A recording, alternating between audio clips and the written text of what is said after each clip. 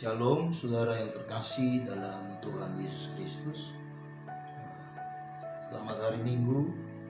Kita ada di ibadah yang kali ketiga di masa Corona, sehingga pemerintah menghimbau untuk mencegah makin meluasnya penyebaran COVID. Kita harus beribadah di rumah kita masing-masing. Saya percaya semua keadaan yang terjadi pasti tetap ada dalam rancangan Tuhan yang sempurna. Sejak awal tahun masuk tahun 2020, Tuhan bicara kepada kita bahwa kita masuk dalam tahun dimensi yang baru. Dimensi bicara tentang ukuran, dimensi bicara tentang cara pandang, perspektif. Artinya bahwa Tuhan sedang bawa kita pada ukuran yang lebih baik, lebih besar, lebih mulia. Tapi juga Tuhan sedang membawa kita pada cara pandang yang Tuhan inginkan. Itu sebabnya semua hal yang sedang terjadi pasti ada perspektif yang Tuhan sedang ubah, atau Tuhan sedang baharui, atau Tuhan sedang pulihkan dari kehidupan saudara dan saya secara pribadi. Nah, dari minggu pertama, pesan dari saya sebagai gembala buat Bapak Ibu Saudara, ini saatnya di mana para suami mengambil perannya, melakukan perannya, yaitu sebagai imam di dalam rumah tangga.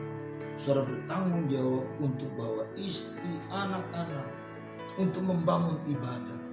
Saya percaya ini sebuah ukuran yang sedang Tuhan ajarkan buat kita. Bagaimana kita membangun ibadah mulai dari hal yang paling inti dari rumah. Nah, itu sebabnya minggu ini 4 hari lagi kita akan akhiri doa dan puasa. Saya mau bicara lebih tegas lagi tentang membangun mesbah. Nah, Bapak Ibu Saudara yang terkasih dalam Tuhan, saudara sedang tetap berpuasa? Yang berpuasa angkat tangan saudara. Saya berdoa apa yang kita buat tidak pernah sia-sia. Nah saudara, pentingnya membangun mesbah, pentingnya membangun ibadah. Yesus sendiri satu hari berkata kepada murid-muridnya, "Aku berkata kepadamu, sesungguhnya anak tidak dapat mengerjakan sesuatu dari dirinya sendiri, jikalau tidak ia melihat Bapa mengerjakannya. Sebab apa yang dikerjakan Bapa, itu juga yang dikerjakan anak." Ini sebuah pernyataan yang mengajar kita bahwa Yesus begitu bergantung kepada Bapanya. Semua hal yang dia akan kerjakan, dia lebih dulu lihat dari Bapa. Dan itu dimulai, itu ditemukan di dalam mesbah pribadi dia. Sehingga Alkitab bilang gini, dia bilang gini, apa yang dikerjakan Bapa itu juga yang dikerjakan anak. Saya terlalu percaya ini memberikan sebuah gambaran, pesan buat saudara saya bahwa kalau kita mau yang kita buat itu adalah sesuatu yang tepat karena Tuhan yang pimpin. Mulailah dari membangun mesbah. Nah saudara, 1 hari setelah orang Israel kembali dari pembuangan dari Babel, ketika mereka sudah sampai di kota-kotanya masing-masing, mereka berkumpul di Yerusalem karena ingin membangun kembali Bait Allah, yang mana menjadi tempat paling terhormat, paling mulia, tempat untuk mereka berjumpa dengan Tuhan. Nah, Esra pasal 3 bilang gini, mereka mendirikan mesbah itu di tempatnya semula. Sungguh pun mereka ketakutan terhadap penduduk negeri. Lalu mereka mempersembahkan di atasnya korban bakaran kepada Tuhan, korban bakaran waktu pagi dan waktu petang. Mereka juga mengadakan hari raya pondok daun sesuai dengan yang ada tertulis, dan mempersembahkan korban bakaran hari demi hari menurut jumlah yang sesuai dengan peraturan, yakni setiap hari menurut yang ditetapkan untuk hari itu. Dan sejak itu diadakannya lah korban bakaran yang tetap juga korban bakaran pada bulan baru dan pada setiap hari raya yang kudus bagi Tuhan. Dan setiap kali orang mempersembahkan persembahan sukarela kepada Tuhan, sejak hari pertama bulan yang ketujuh mereka mulai mempersembahkan korban bakaran kepada Tuhan. Namun dasar bait suci Tuhan belum juga diletakkan. Saudara, baca ini, kalimat terakhir menolong saya untuk menerjemahkan tentang pentingnya mezbah. Dibilang gini, namun dasar bait suci Tuhan belum juga diletakkan. Hal paling awal dalam pembangunan bait Allah yang mereka lakukan lebih dulu, yaitu mereka bangun mezbah di tempatnya semula. Mungkin hari ini saya harus berkata buat Bapak Ibu Saudara, kita perlu bangun mezbah itu di tempat semula. Kalau ini saatnya kita harus pulang bangun ibadah mulai dari rumah kita. Saya percaya salah satu maksud daripada mendirikan mezbah di tempatnya semula, itu yang sedang Tuhan ajarkan, yang sedang Tuhan tekankan untuk saudara saya lakukan. Bagaimana ibadah itu dibangun dari rumah kita, dari rumah tangga kita. Nah saudara yang terkasih dalam Tuhan, setelah mezbah itu didirikan, Alkitab bilang begini, mereka bisa mengadakan persembahan-persembahan, korban-korban secara tetap. Saudara yang terkasih dalam Tuhan, saya terlalu percaya ketika mezbah itu kita bangun kembali di tempat yang semula yang Tuhan mau, itu dimulai dari situ, maka semua hal yang lain itu akan secara teratur terbangun dalam kehidupan saudara dan saya. Nah, pentingnya mezbah.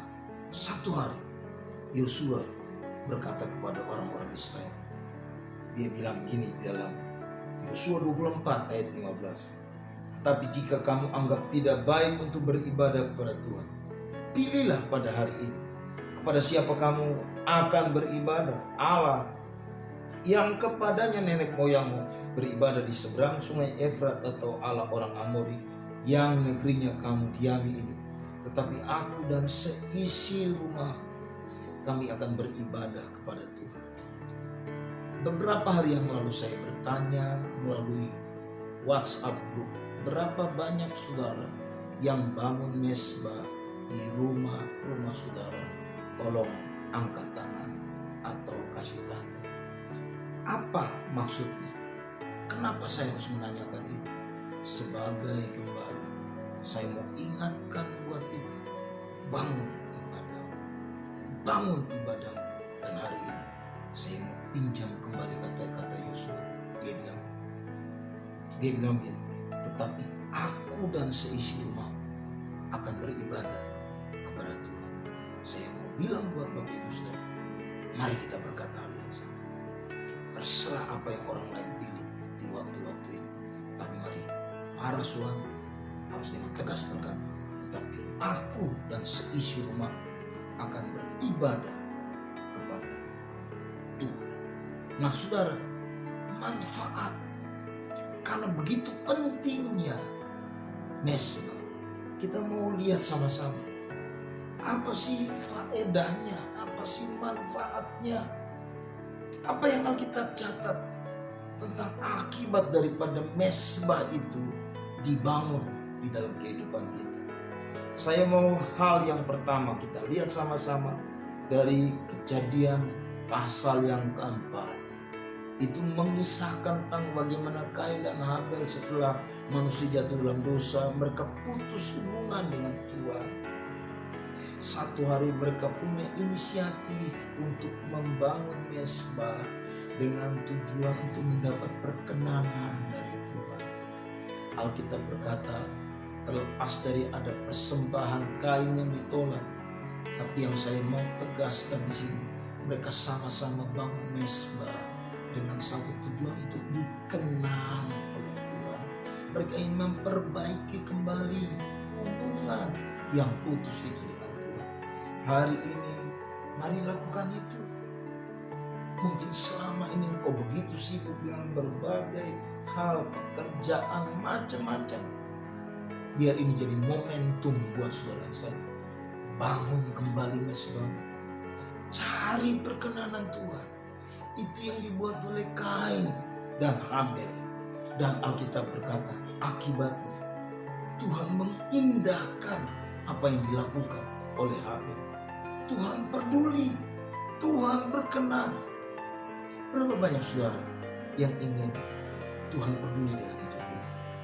Berapa banyak saudara yang ingin Tuhan berkenan dengan hidup saudara saya? Mari bermesbah. Yang kedua, Bapak Ibu Saudara, faedah, manfaat yang dilakukan akibat daripada mesbah dibangun.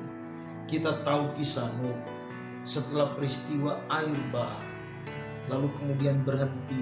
Nuh turun dari perahu. Yang pertama kali Nuh buat, yaitu dia bangun mesbah. Dia persembahkan korban buat Tuhan. Kejadian 8 ayat 20 bilang gini, lalu Nuh mendirikan mesbah bagi Tuhan.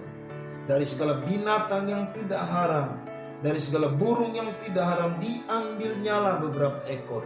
Lalu ia mempersembahkan korban bakaran di atas mesbah itu.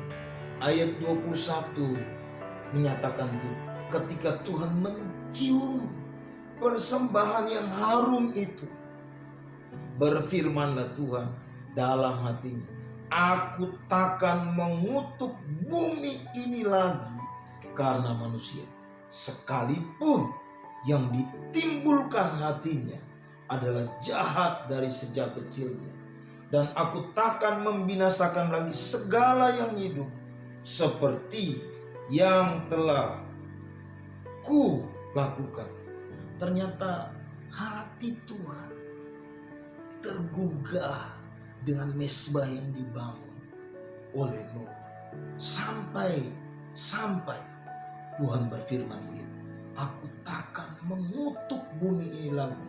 Aku takkan memusnahkan, membinasakan lagi segala yang hidup seperti yang pernah kulakukan. Sekalipun manusia itu jahat hatinya. Sesuatu yang luar biasa. Apa yang dilakukan oleh Nuh itu mendapat perhatian yang istimewa dari Tuhan. Bahkan sampai hari ini, setiap kali kita melihat pelangi, menjadi tanda buat kita bahwa Tuhan pernah berjanji, Dia tidak akan pernah musnahkan semua yang hidup seperti yang pernah Dia lakukan. Maukah apa yang kita bangun dalam rumah tangga kita itu sampai mempengaruhi keputusan Tuhan? Sebab alasan Tuhan musnahkan bumi bukankah karena dosa, kejahatan manusia, tapi hari itu ada sebuah keputusan yang berbeda.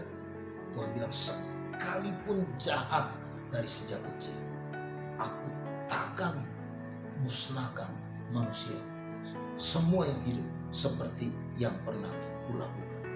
Sesuatu yang luar biasa yang menjadi akibat karena mesbah yang dibangun oleh Nuh. Karena itu bangun mesbah. Suatu hari Daud karena kesombongannya, dia melakukan sesuatu yang Tuhan tidak suruh, sehingga akibatnya Tuhan berikan 3 pilihan buat dia. Dan yang terjadi dengan orang Israel, yaitu pilihan yang ketiga. Dalam 3 hari 70.000 orang Israel mati karena penyakit sampah. Apa yang dilakukan oleh Daud?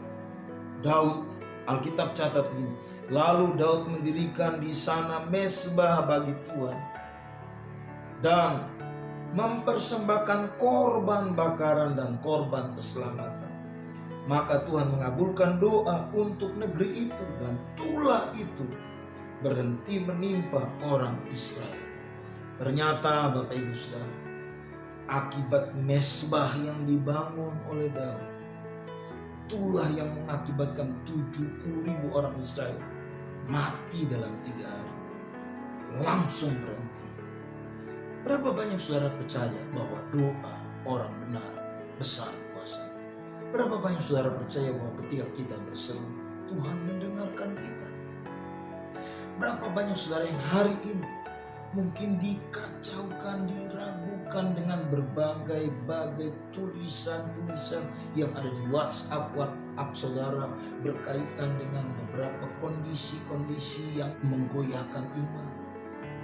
Hanya karena ada beberapa hamba-hamba Tuhan yang meninggal di momentum karena COVID-19.